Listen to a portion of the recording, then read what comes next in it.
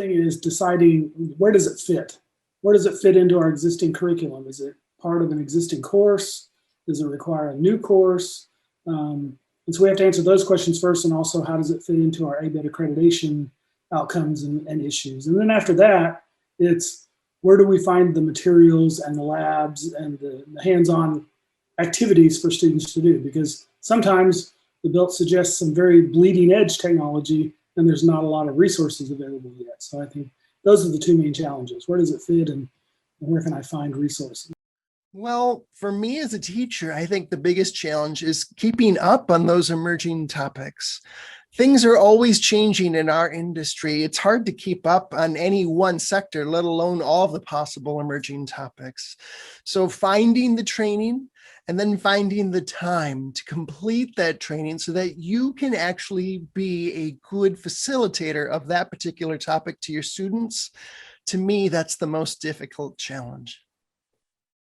The first challenge and the biggest challenge is I already have a full curriculum. I already have all the time taken up. So I have to figure out what I have to drop or what I have to de-emphasize in order to add this back in there. But I also trust that these people really have a good idea of what the student needs to have to be successful coming out. You just have to figure it out. Biggest challenge is we have a curriculum team. We have to go through the curriculum process. So we need to absorb what they're telling us to do. And then we get some clarification from them. Is it just a skill set you need? Is it just a knowledge you want or awareness you need? Or it is actually you need to have them hands-on experience in the lab?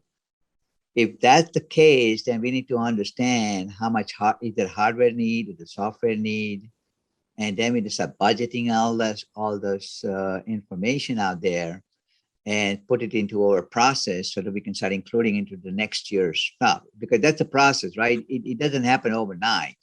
If it's just a knowledge base, we just include it right away.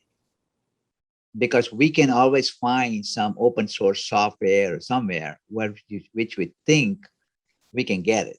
So, so that's the process we have. And then we got to think about the faculty training. If there's a new software or it's a new thing, who's going to provide the training?